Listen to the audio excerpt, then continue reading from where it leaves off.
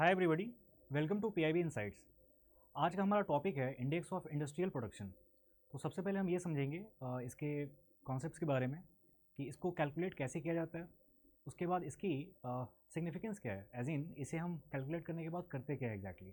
Government इसका data क्यों compile करवाती है, जो भी इसकी नोडल एजेंसी है। जैसे अभी इसको कंपाइल करने का काम होता है एनएसओ का, और उसमें जो डेटा आता है जिस पे बेस्ड स्टडी होती है, तो वो डेटा बहुत सारे सोर्सेज से आती है, जिसमें मेजर चंक आता है डीपीआईआईटी के थ्रू। तो ये सब हम कैलकुलेट क्यों कर रहे हैं, इसका इकोनॉमी पे क्या इम्पैक्ट पड़ेगा, ये किस तरीके से हेल्प करता है गवर्नमेंट को और इंडस्ट्री बॉडीज़ जितनी भी होती हैं उनको। ये समझने के बाद हम देखेंगे कि इसका अभी की ट्रेंड क्या है, एज इन हर मंथ इसको कंपाइल किया जाता है। तो अभी जो लेटेस्ट अवेलेबल डेटा है जिसके बेसिस पे ये हमने सेशन बनाया है, ठीक है, या फिर हम इसकी बात कर रहे हैं, तो वो इसलिए क्योंकि जनवरी मंथ में 12 जनवरी को नवंबर का डेटा आया है। अब इससे आपको ये समझ में आ रहा होगा कि थोड़ा सा टाइम लैग होता है, एज इन कि जो मंथ अभी जस्ट कंक्लूड हुआ है, तो इसका data next to next month आएगा। तो ये सब आपको थोड़ा सा ध्यान रखना है। फिर लास्ट में, जैसे कि हम हर सेशन में करते हैं, एक हम एमसीक्यू इस पर अटैम्प्ट करेंगे, और उसके बाद मैं आपके लिए एक डिस्क्रिप्टिव क्वेश्चन छोड़ के जाऊँगा जो कि आपको ट्राई करना है लिखने का। और वो आंसर आप या तो यूट्यूब के कमेंट बॉक्स में हमें बता सकते हो, या फिर टेलीग्राम पे आके आप उसको पोस्ट कर सकते हैं। तो अगर आपने पोस्ट किया तो हम उसे देख के जो भी अपना फीडबैक है वो हम आपको दे देंगे। तो सेशन स्टार्ट करते हैं। सबसे पहले समझते हैं ये है क्या। ठीक है, नंबर्स पे हम बाद में आएंगे कि नवंबर का जो यहाँ पे डेटा है वो क्या बोलता है, इस पे हम बाद में आएंगे, क्योंकि डेटा समझने के लिए आपको पहले ये समझना पड़ेगा कि ये होता क्या है पहले। ओके, जैसा कि नाम से क्लियर है, इंडेक्स ऑफ इंडस्ट्रियल प्रोडक्शन, यानी अगर किसी आप सेक्टर की बात करो, जैसे प्राइमरी सेक्टर होता है, सेकेंडरी सेक्टर होता है और टर्सरी सेक्टर है, तो ये तीनों सेक्टर्स के अंडर बहुत सारे इंडस्ट्रीज़ होते हैं। मतलब इंडस्ट्री जो है वो एक सेक्टर का सबसेट होता है। तो ऐसे ऐसे करके बहुत सारे सेक्टर्स, बहुत सारे इंडस्ट्रीज़ हैं जिनका डेटा उठाया जाता है, और उसके बेसिस पे ये बताया जाता है कि ओवरऑल पूरे मंथ में जो प्रोडक्शन वॉल्यूम रहा है उसमें क्या इंक्रीज़ हुआ है या फिर क्या डिक्रीज़ हुआ है। तो मतलब कि आप नंबर्स को ऑब्जर्व करते हैं और उसके बेसिस पे बताते हैं कि ओवरऑल इकोनॉमिक आउटपुट का लेवल इस मंथ क्या रहा है with respect to the numbers published in the last month, right. तो ये आपको क्या दे देगा, ग्रोथ या डी ग्रोथ जो भी है उसका आपको ये फिगर दे देगा। अब जो ये निकलता है उसको हम दो पार्ट में देख सकते हैं, या हम इसको टू वेज में दे सकते हैं। तो सेक्टर्स को डिफाइन करने का एक जो फर्स्ट मेथड है वो है कि आप इसको ब्रॉड वे में देखो। ब्रॉड वे में क्या क्या हो सकता है, माइनिंग। अब माइनिंग किसका पार्ट है, ये मैंने आपको बताया था जब हम चैप्टर्स को डिस्कस कर रहे थे कोर्स में। तो फर्स्ट चैप्टर में ये सारी बातें मैंने आपको बता रखी हैं कि माइनिंग जो होगा वो पार्ट होगा प्राइमरी सेक्टर का। लाइकवाइज अगर आप मैन्युफैक्चरिंग की बात करो तो ये आता है सेकेंडरी सेक्टर में।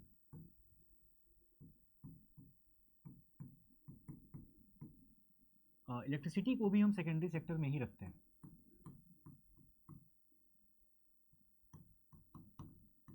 राइट। अच्छा, अब आप सोच सकते हो ऐसा कि टर्सरी सेक्टर का कुछ भी इसमें कुछ भी इंक्लूडेड क्यों नहीं है। तो उसका रीज़न है क्योंकि हम अभी यहाँ पे बात कर रहे हैं इंडस्ट्रियल प्रोडक्शन की, यानी फिजिकल गुड्स की बात हो रही है। बट टर्सरी सेक्टर में आप जितने भी एक्टिविटीज़ देखोगे वो सर्विस ओरिएंटेड होती है, तो वहाँ पे कोई फिजिकल आउटपुट नहीं आता। दैट्स वाई आईआईपी में कोई भी टर्सरी सेक्टर का आपको कुछ भी नहीं मिलेगा। तो एक तो ये हो गया तरीका। दूसरा हो गया यूज़ बेस्ड। यूज़ बेस्ड का मतलब क्या होता है कि जो आउटपुट निकल के आ रहा है, ठीक है, जो इंडस्ट्रियल आउटपुट निकल के आ रहा है उसका नेचर क्या है, वो मतलब किस लिए प्रोड्यूस की जा रही है। क्या वो बेसिक गुड्स है जिसको कि हम और आप, मतलब रिटेल जो कंज्यूमर्स हैं, हम उसको कंज्यूम करते हैं। जैसे ये पेंसिल है, ये हमने यहाँ पे इसलिए ख़रीदी है ताकि हम इसके थ्रू सेशन करके आपको दिखा पाएँ, तो इसके एंड यूज़र्स हम हैं। या फिर आप बिस्किट खरीदते हो, ठीक है, या फिर ग्रोसरी के जितने आइटम्स हैं वो आप किसी शॉप से या फिर इवन अगर आप ऑनलाइन भी उसे ऑर्डर कर रहे हैं तो वो आप उसके एंड कंज्यूमर्स हुए। तो वैसे सारे गुड्स जो हैं वो हो गए बेसिक गुड्स। कैपिटल गुड्स वो होता है जिसको यूज़ करके कोई कंपनी अपने फैक्ट्री में कोई सामान फर्दर बनाती है, या फिर आप ऐसे इसको सोच लो कि जैसे मशीनरीज हैं, इन सबको हम बोलेंगे कैपिटल गुड्स, क्योंकि ये हेल्प करते हैं प्रोडक्शन प्रोसेस में, मैन्युफैक्चरिंग प्रोसेस में, उसके थ्रू ही एक्टिविटीज़ होती हैं। फिर है इंटरमीडिएट गुड्स। अब जितने भी रॉ मटेरियल्स हैं वो चाहे वो चाहे अपने प्राइमरी फॉर्म में हो या फिर अपने प्रोसेस्ड फॉर्म में हो। प्रोसेस्ड फॉर्म का मतलब क्या हो गया कि सपोज़ अगर अगर मान लो कि आइसक्रीम बेचनी है मार्केट में, तो सबसे पहले क्या होगा, मिल्क उसके लिए हो जाएगा इंटरमीडिएट गुड। तो ये आपको समझना पड़ेगा। दो तरीके से हम आईआईपी की कैलकुलेशन कर सकते हैं, इनफैक्ट दोनों वे से की जाती है, ताकि जो हमारे स्टडी का मेथड है उस पर डिपेंड करता है कि हम कौन सा डेटा देख रहे हैं। तो ब्रॉड बेस्ड हो सकता है या फिर यूज बेस्ड यूज बेस्ड हो सकता है ये। ओके, तो आईआईपी की कैलकुलेशन इंडिया में बहुत पहले स्टार्ट हो गई थी। इनफैक्ट उस समय बहुत सारे डेवलप्ड कंट्रीज़, जो यूरोपियन कंट्रीज़ हैं, वहाँ पे भी इसकी कैलकुलेशन स्टार्ट नहीं हुई थी। ये हमने 1950s में ही स्टार्ट कर दिया था। और ये काम दिया गया किसको, तो उस समय के सीएसओ को। फर्दर 2019 में क्या हुआ कि सीएसओ एंड एनएसएसओ, इन दोनों को मर्ज करके बना दिया गया एनएसओ। तो अब आपको हर जगह एनएसओ दिखाई देगा लिखा हुआ, बट ओरिजिनली ये सीएसओ हुआ करता था। उनका काम है कि वो आईआईपी को कंपाइल करे, मतलब कैलकुलेशन के बाद उसे पब्लिश करें। अब सीएसओ या फिर एनएसओ, क्योंकि इसको शॉर्ट में हम लिखते हैं मॉस्पी, क्योंकि नाम बहुत बड़ा है, ठीक है, इस मिनिस्ट्री के अंडर आती है। ये सब कुछ फैक्ट्स हैं जो ऑब्जेक्टिव क्वेश्चन में आपसे पूछे जा सकते हैं। इसका बेस ईयर क्या है, 2011-12, यानी जो हमारे जीडीपी का बेस ईयर है, सॉरी, जो हमारे जीडीपी का बेस ईयर है वही इसका भी है।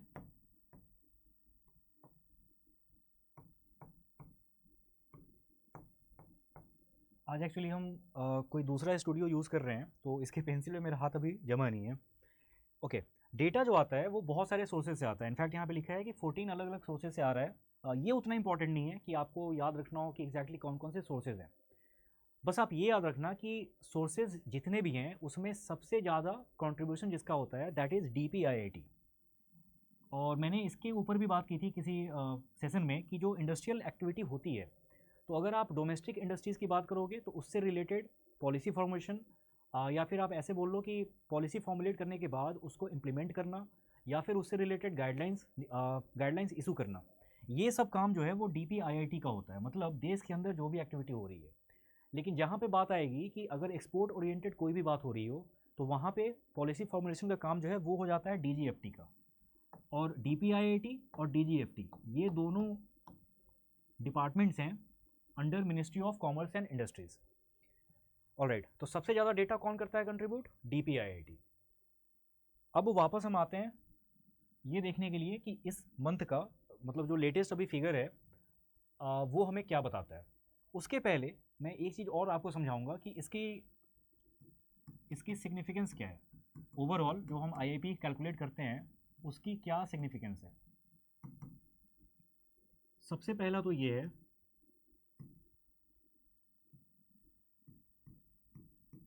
ये हमें बताएगा about trends in economic output. अब इसका रीज़न क्या है, हम ये क्यों कर रहे हैं ये कैलकुलेट। प्राइमरी सेक्टर में सिर्फ माइनिंग एज एन इंडस्ट्री यहाँ पे इंक्लूडेड है। उसके अलावा अगर आप एग्रीकल्चर एंड अलाइड सेक्टर्स की बात करोगे तो वो यहाँ पे नहीं है। इसका मतलब क्या होता है कि एग्रीकल्चर में आप ऐसा बोल सकते हो कि काइंड ऑफ सेचुरेशन है। सेचुरेशन मतलब कि अगर आपके पास कुछ लैंड है तो एक लिमिट के बाद आप वहाँ पे प्रोडक्शन को नहीं बढ़ा सकते, ठीक है, मतलब आपका जो मैक्सिमम आउटपुट हो सकता है वो अचीव अगर एक बार हो गया तो उसके बाद इंक्रीज़ वहाँ पे नहीं होता।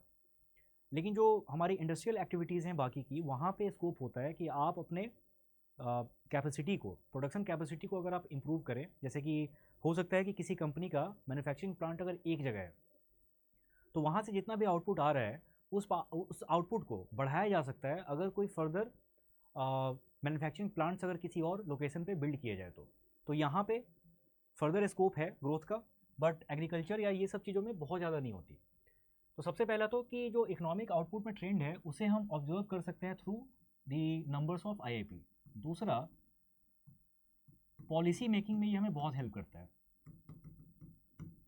अब जैसे आपने जितने भी स्कीम्स के बारे में सुना होगा नाम, जैसे कि हमारा पीएलआई स्कीम है, प्रोडक्शन लिंक्ड इंसेंटिव्स, ये सब स्कीम्स को फॉर्मुलेट करने के पहले आईआईपी का डेटा बहुत ज़्यादा आई मीन बहुत इंपॉर्टेंट रोल वो प्ले करता है, क्योंकि यही हमें बताएगा कि एग्जैक्टली कौन से इंडस्ट्री में आउटपुट के टर्म्स में सेचुरेशन आ चुकी है।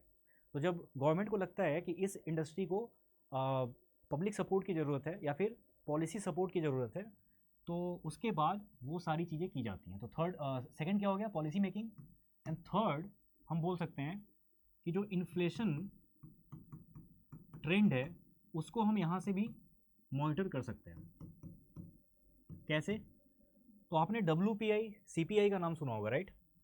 मैं इसको यहाँ पे लिख देता हूँ, WPI CPI। बट इन सब के पहले IIP को अगर आप देखोगे तो ये आपको ओवरऑल एक फिगर दे देगा या फिर आपको एक आइडिया दे देगा कि मतलब इन्फ्लेशन आगे आने वाले टाइम में कितना बढ़ने वाला है या फिर घटने वाला है। तो अगर IIP का फिगर मान लो कि कम हो गया, जैसे आपको ये बात अच्छे से पता है कि कोई कंपनी अचानक से अगर मैन्युफैक्चरिंग एक्टिविटी बहुत बढ़ा दे, तो इसका मतलब ये होता है कि उन्हें आइडिया लग चुका है कि इस सामान की डिमांड मार्केट में बहुत ज़्यादा है। एंड जब किसी चीज़ की डिमांड बहुत ज़्यादा होती है मार्केट में, गिवन कि आपका इनकम लेवल अभी सेम है, अगर उसके बाद भी डिमांड बहुत ज़्यादा बढ़ रही है चीज़ों की, तो फिर वहाँ से क्या होता है, इन्फ्लेशन का साइकिल स्टार्ट हो जाता है। तो अगर IIP में जो मेजरमेंट हुई है, कैलकुलेशन हुई है, उसके थ्रू अगर ये निकल के आया कि अचानक से किसी पार्टिकुलर सेक्टर में कंपनीज़ ने मैन्युफैक्चरिंग एक्टिविटी बहुत ज़्यादा बढ़ा दी है, तो वहाँ से हम गेस कर सकते हैं कि शायद हो सकता है आगे आने वाले टाइम में इन्फ्लेशन का नंबर बढ़ जाए, इन्फ्लेशन बढ़ जाए। तो मतलब IIP के थ्रू आप WPI और CPI का आइडिया थोड़ा बहुत लगा सकते हैं। तो इस पूरे प्रोसेस में IIP जो है वो हम इसको बोल सकते हैं कि स्टार्टिंग पॉइंट है। तो इसलिए भी इन्फ्लेशन का ट्रेंड ऑब्जर्व करने के लिए या फिर मॉनिटर करने के लिए IIP को जानना बहुत ज़रूरी है। फोर्थ हम बोल सकते हैं कि इन्वेस्टिंग जो हमारा पैटर्न है वो भी हम देख सकते हैं यहाँ से। अब इन्वेस्टर कोई भी हो सकता है कि हम फॉरेन डायरेक्ट इन्वेस्टमेंट की बात कर रहे हो या फिर हम रिटेल इन्वेस्टमेंट की बात कर रहे हो। तो अगर सपोज़ कि किसी एक इंडस्ट्री का डेटा ऐसा निकल के आता है कि उसमें आउटपुट बहुत ज़्यादा हो रहा है, तो बहुत ज़्यादा हो रहा है तो मतलब क्या है इसका, कि उस इंडस्ट्री की जितनी कंपनीज़ हैं उनका कंबाइंड नंबर निकल के आया है कि वो पिछले मंथ से ज़्यादा है, बहुत ज़्यादा है।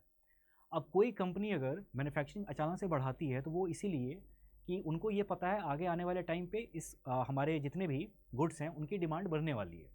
तो गुड्स की डिमांड बढ़ेगी तो सेल्स बढ़ेगा, मतलब रेवेन्यू बढ़ेगी। रेवेन्यू बढ़ेगी तो फिर हो सकता है प्रॉफिट में भी एग्जैक्टली या तो सेम परसेंटेज पॉइंट की ग्रोथ हो या फिर थोड़ा बहुत कम होता है, लेकिन फिर भी प्रॉफिट उसकी बढ़ने वाली है। अगर प्रॉफिट बढ़ने वाली है तो ये सोच के रिटेल इन्वेस्टर्स जैसे मैं और आप, हम उस कंपनी के स्टॉक को परचेज करते हैं या फिर उस इंडस्ट्री पे बेस्ड अगर कोई म्यूचुअल फंड स्कीम भी है तो हम उसमें इन्वेस्ट करते हैं। तो इससे क्या होगा कि सब उसमें फिर पार्टिसिपेट करना स्टार्ट कर देते हैं, वो चाहे FDI हो, वो चाहे FII हो, वो चाहे रिटेल इन्वेस्टर्स हो, मेरे और आपकी तरफ। तो अगर किसी सेक्टर का या किसी इंडस्ट्री का निकल के आ रहा है कि वहाँ पे आउटपुट लेवल बहुत ज़्यादा बढ़ गया है पिछले महीने के मुकाबले, तो क्या होगा, वहाँ पे इन्वेस्टर्स ज़्यादा आएंगे। तो इन्वेस्टमेंट का भी पैटर्न ऑब्जर्व करने के लिए हम IIP के डेटा को देख सकते हैं। ये इसका क्या हो गया, सिग्निफिकेंस। अब हम आते हैं कि नंबर एग्जैक्टली था क्या। अगर आप RBI या फिर नाबार्ड का एग्ज़ाम सिर्फ यही दो एग्ज़ाम्स देने वाले हैं, तो आपके लिए ये नवंबर का फिगर बिल्कुल इंपॉर्टेंट नहीं है, क्योंकि एग्ज़ाम से पहले बहुत बार आएगा। बट आपका कोई एग्ज़ाम अगर अभी जनवरी में है, फेब में है, तो आप ये डेटा देख लो, आपके लिए फिर ये इंपॉर्टेंट है। तो जैसे अगर हम ओवरऑल नंबर की बात करें तो IIP की जो ग्रोथ रेट है that is 5.2% with respect to the data that was published in the last month, जिसने कि हमें बताया था अक्टूबर मंथ के बारे में। तो मतलब अक्टूबर में ग्रोथ रेट थी 3.5, सॉरी दिसंबर में जो डेटा आया था वो अक्टूबर मंथ का आया था, तो वहाँ पे ग्रोथ रेट थी कितनी, 3.5। बट अभी का जो डेटा निकल के आया है उसमें है 5.2, यानी इंक्रीज़ हुआ है। तो मतलब जितना भी फिगर रहा होगा पहले, अगर आप बेस फिगर को भी देख लो, तो मतलब इस मंथ जो जनवरी में डेटा निकल के आया है वो हमें ये बता रहा है कि नवंबर मंथ में एक्टिविटीज़ ज़्यादा हुई हैं अक्टूबर मंथ के मुकाबले। एक तो ये हो गया यहाँ पे इंसाइट। अच्छा, ये हमें क्या बताएगा, क्योंकि अगर आप परसेंटेज पॉइंट को देखो, 3.5 पहले था और 5.2 अभी का है, यानी डबल तो नहीं बोलेंगे बट आप ऐसा बोल सकते हो कि अराउंड 60-70% यहाँ पे जंप हुआ है। अब अगर 60-70% जंप हुआ है तो इसका मतलब ये है कि आगे आने वाले टाइम के, मतलब जो लास्ट हमारा क्वार्टर है, जैसे हम अगर Q3 की बात करें और Q4 की बात करें, उसमें जितने भी मंथ्स होंगे अगर उसमें इतना ही परसेंटेज पॉइंट रहा या इससे थोड़ा ज़्यादा रहा, तो हम ये बोल सकते हैं कि जो जीडीपी के नंबर्स आएंगे फाइनल लास्ट में, या फिर इवन जो एस्टिमेटेड नंबर होता है, तो वहाँ पे हमें बहुत ज़्यादा इंक्रीज़ देखने को मिल सकता है। जो जीडीपी का फिगर पहले 5.8 था, जो लेटेस्ट हमें है पता सेकेंड क्वार्टर का, तो उसके मुकाबले जीडीपी के नंबर्स बहुत अच्छे रहने वाले हैं अगर हम इस लेवल को मेंटेन करके रखें और यहाँ से रेट यहाँ से बढ़ाएं अगर तो। ठीक है, सेकंड क्या इसमें नेक्स्ट क्या है, माइनिंग, मैन्युफैक्चरिंग और इलेक्ट्रिसिटी। इसका अलग अलग डेटा दे दिया है जो उतना इंपॉर्टेंट नहीं है अगर आप सिर्फ आरबीआई और नाबार्ड के पॉइंट ऑफ व्यू से देख रहे हैं। तो अगर कोई और एग्ज़ाम है आपका अभी तो आप इसको देख लेना, क्योंकि ये हर मंथ न्यूज़ में आने वाला है, तो हम इस पर अभी बात नहीं करेंगे। ओके, लास्ट है इसमें क्या कि यहाँ पे मंथली बेसिस पे बता दिया, ये एग्जैक्ट जो है ना नंबर है, एब्सोल्यूट नंबर है, मतलब कि इसका बेस ईयर कितना था 2011-12 जो कि हमने देखा। तो सपोज़ कि 2011 में 100 रुपी वर्थ ऑफ गुड्स बनाए गए होंगे, तो ग्रोथ रेट से एडजस्ट करते हुए आज जो है आउटपुट पहुंच चुका है 148 वर्थ तक, मतलब कि ये रुपी के टर्म्स में है, तो इतना बढ़ चुका है। तो बेस ईयर हम इसीलिए लेते हैं ताकि हम उस साल के प्राइस के ऊपर बात कर सके कि उसके रिस्पेक्ट में अभी आउटपुट कितना पहुंच चुका है। तो ये हो गया इसके बारे में अभी जो भी हमारा रिसेंट ट्रेंड था। कॉन्सेप्चुअल पॉइंट्स मैंने सारे के सारे आपको बता दिए हैं पहले ही।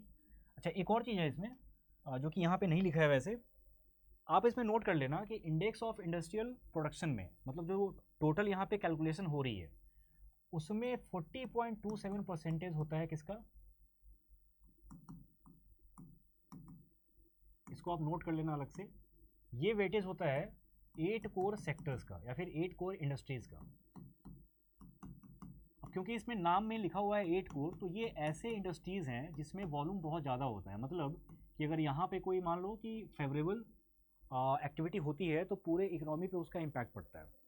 लाइकवाइज कोई अगर यहाँ पे अनफेवरेबल एक्टिविटी हो जाए, सपोज़ कि जो हमारे डिस्कॉम्स होते हैं, अगर उनको बहुत ज़्यादा लॉस हो रहा है, अगर मान लो कि 2-3 डिस्कॉम्स ने, मतलब वैसे कंपनीज़ जो कि पावर जनरेशन सेंटर से लोगों के घर तक बिजली को पहुँचा रहे हों, उनको हम बोलते हैं डिस्कॉम्स। तो अगर 2-3 ऐसे ऐसे कंपनीज बंद हो गए एक बार में, तो सोचो कि जो पावर जनरेशन कंपनीज़ हैं जहाँ पे जनरेट हो रही है इलेक्ट्रिसिटी, वो अब इलेक्ट्रिसिटी जनरेट करने का काम बंद कर देंगे, क्योंकि वो इन दी एंड सप्लाई चेन में आने ही नहीं वाला, राइट। तो पूरे इकोनॉमी पे उसका फ़र्क पड़ेगा, क्योंकि आप एक तो जो घर पे यूज़ कर रहे हैं इलेक्ट्रिसिटी, उसके अलावा कमर्शियल एक्टिविटीज़ भी इलेक्ट्रिसिटी पे ही होती है, तो पूरे इकोनॉमी को इसका नुकसान हो सकता है। इसीलिए हम इन सेक्टर्स को बोलते हैं कोर इंडस्ट्रीज़ या फिर कोर सेक्टर्स।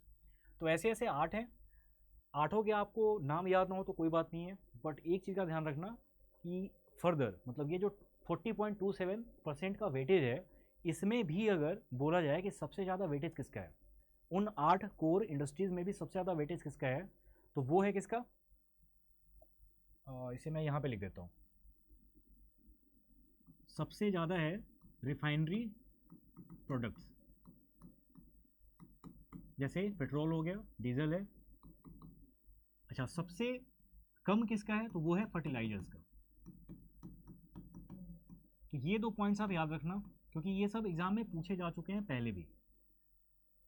8 कोर सेक्टर्स का भी वेटेज आरबीआई के एग्जाम में आई थिंक पूछा जा चुका है, या तो आरबीआई या फिर नाबार्ड, दोनों में से किसी एग्जाम में पूछा जा चुका है ये। और उसमें भी सबसे ज़्यादा वेटेज किसका है, तो वो है रिफाइनरी प्रोडक्ट्स का, और सबसे कम किसका है, तो वो है फर्टिलाइजर्स का। ये 2 पॉइंट्स आपको याद रखने हैं। अब हम आते हैं आज के क्वेश्चन पे। यहाँ पे 4 स्टेटमेंट्स हैं, वीडियो को पॉज करो और आप देखो कि इसमें से कितने करेक्ट हैं। सबसे पहला क्या है कि इलेक्ट्रिसिटी जनरेशन, उसको मैंने दिखाया यूज बेस्ड सेक्टर में, क्या ये सही है। नेक्स्ट है कि DPIIT compiles and publishes all the IIP numbers each month, क्या ये सही है। नेक्स्ट है इसमें the base year for IIP calculation is 2011-12।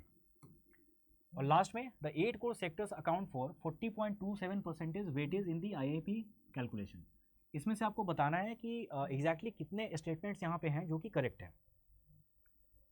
और लास्ट में आपके लिए एक डिस्क्रिप्टिव क्वेश्चन है, जिसमें आपको बताना है सबसे पहले कि IIP कैलकुलेशन हम एग्जैक्टली क्यों करते हैं, इससे हमें क्या अचीव होने वाला है। उसके बाद आपको बात करनी है इसके कैलकुलेशन पे कि हम कैसे कैसे करते हैं इसको कैलकुलेट।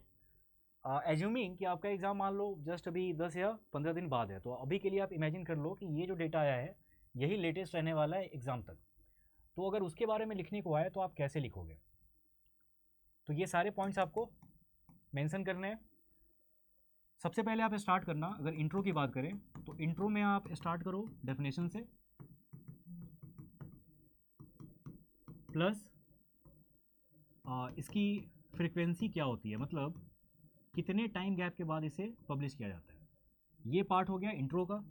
बॉडी में आप दो चीज़ें इंक्लूड कर सकते हो। एक तो सबसे पहला इसका सिग्निफिकेंस जो कि मैंने आपको बताया, दूसरा कि इसे कैलकुलेट कैसे किया जाता है।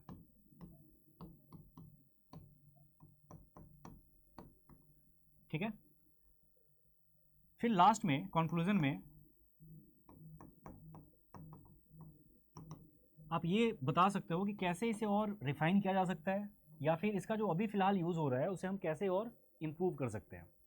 तो ये सारी चीज़ें आप लिख देना, इससे आपका आंसर यहाँ पे रेडी हो जाएगा। तो आज के सेशन में इतना ही। Thanks for watching.